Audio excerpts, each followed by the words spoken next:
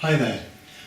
Last year I published a series of videos that showed different aspects of the making of this guitar, my crazy 12-string guitar as I called it, largely because of the pattern around the side of the body.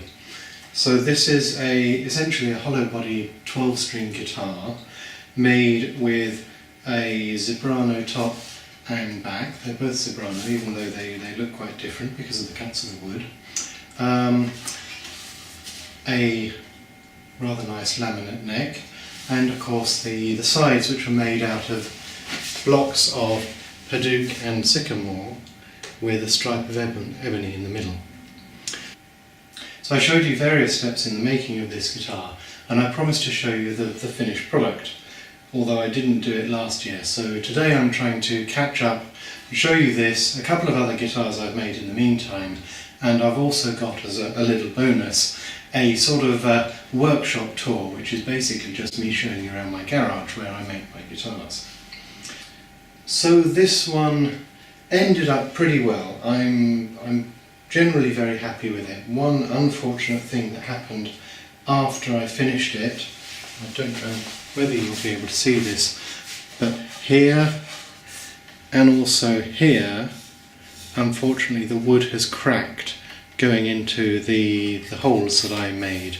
Evidently, because it's happened on both sides, this was a flaw in the wood, but it is rather disappointing because it does spoil what was otherwise a very nice top. Apart from that, everything was pretty good. I had to fill a little bit the side of the neck cavity. For some reason I didn't manage to get that perfectly well cut out. But otherwise it's pretty good. It plays very well, the fretwork is really nice. I'm not going to inflict my playing on you, but there we go. So this was generally a pretty successful project. I'm not sure if I would actually necessarily rush to do this again, because it was very time consuming, but it's nice. It was a fun experiment and the guitar turned out pretty well. So there we go, that's that one. Secondly, as I put this back,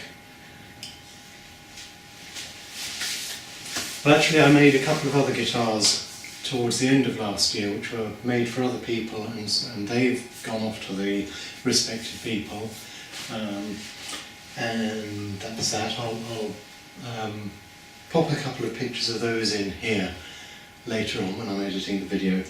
But then the main project of the early part of this year was this bass guitar, and this is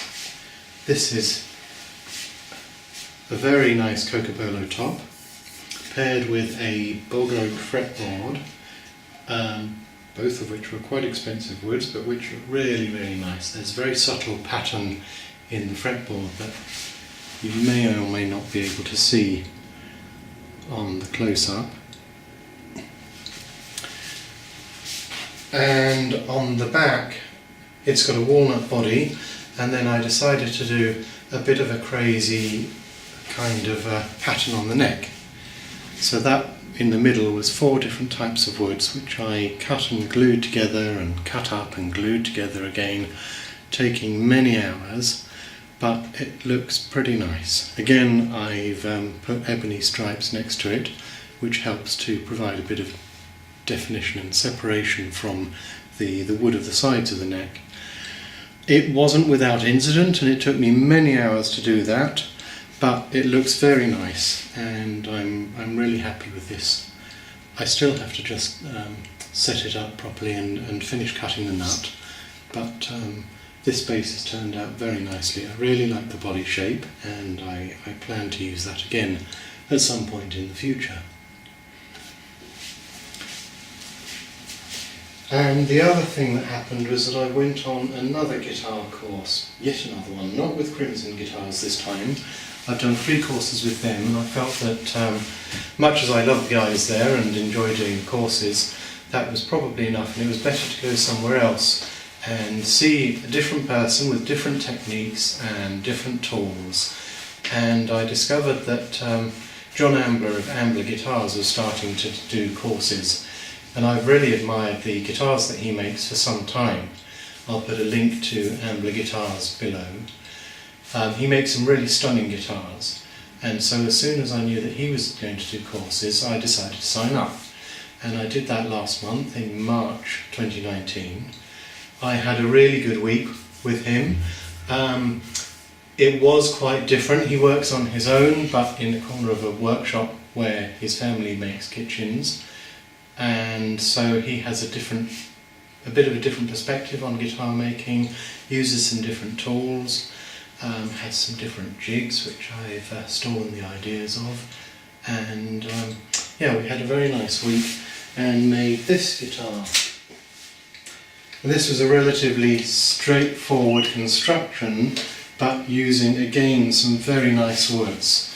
A very pretty zero cote top, partly because I've seen a couple of very nice zero cote tops on Ambler guitars.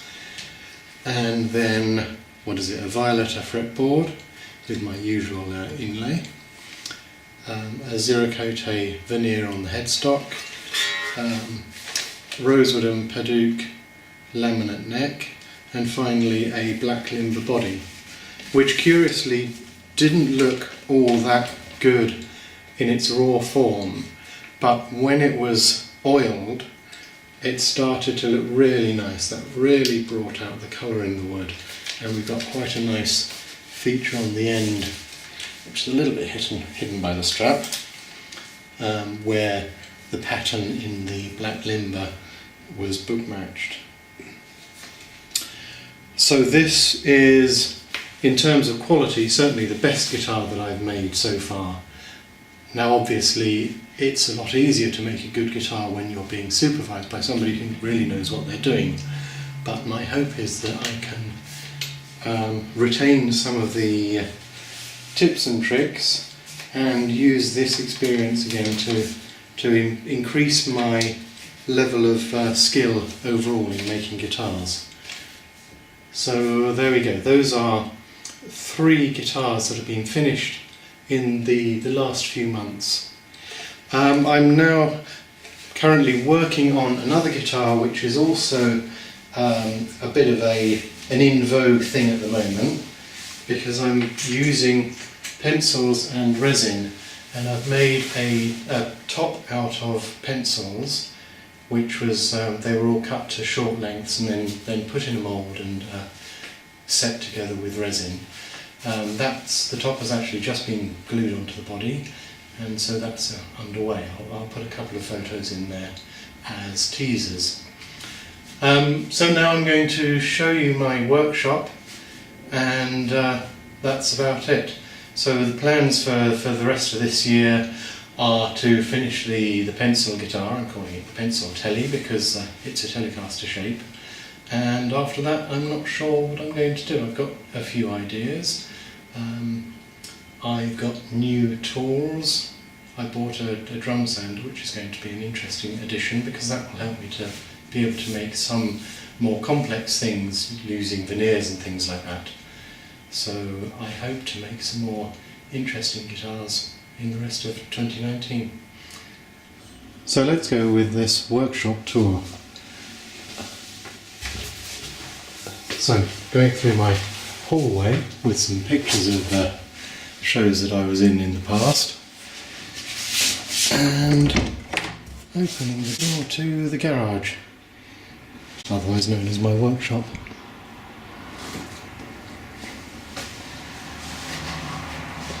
So you can see that it's not very well lit in here.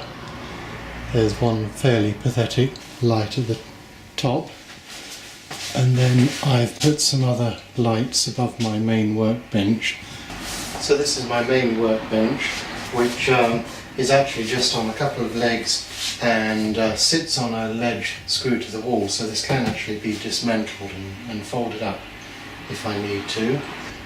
Although, to be honest, the days of getting my car in the garage have long passed. You can see I've got some things here. These are actually for making the legs for a table that I'm currently making. I've got most of my mostly used tools on the wall here. and I've got a load of clamps there and various bits and pieces.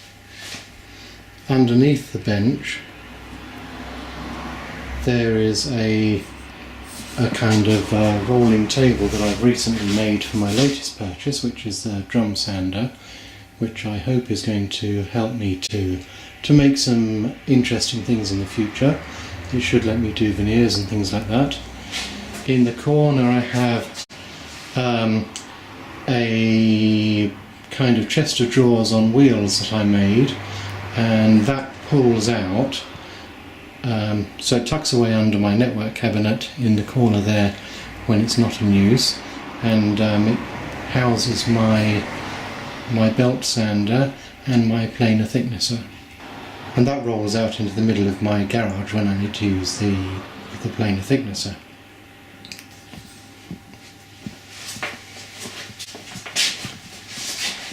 Then I've got another workbench and a cupboard, my big band saw, a Record Power BS300, which is pretty good. I must say I'm still struggling with learning how to use a bandsaw properly, but this one is not bad.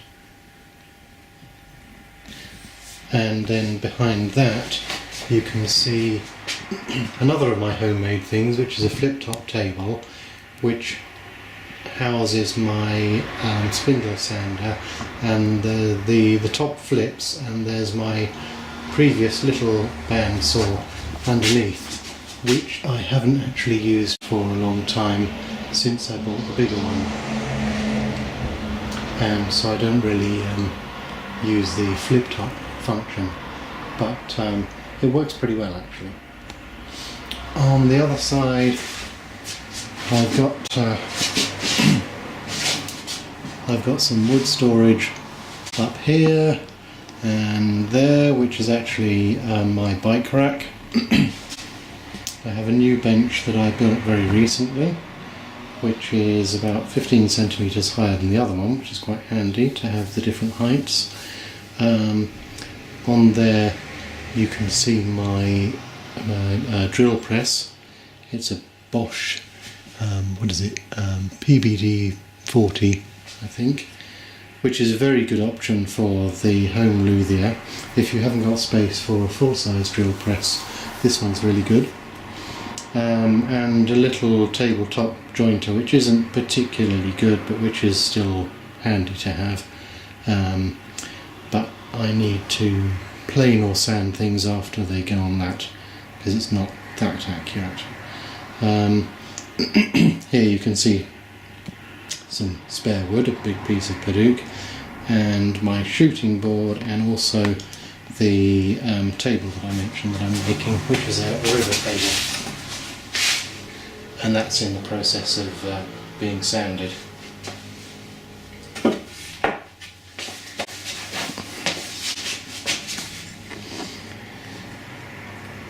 Lastly, in the corner here towards the front, I've got some other cupboards that I've made.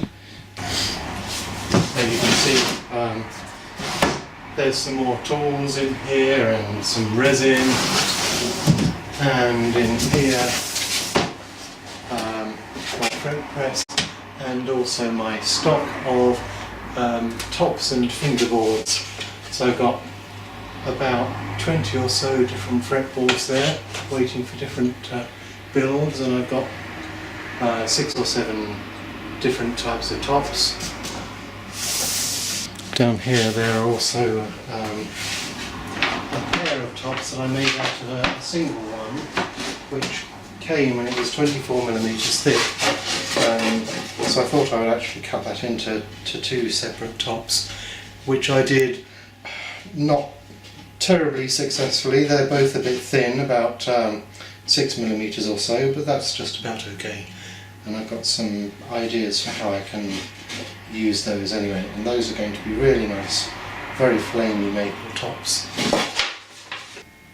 So welcome back, I hope you enjoyed the tour of my garage, and see you again soon. Bye bye.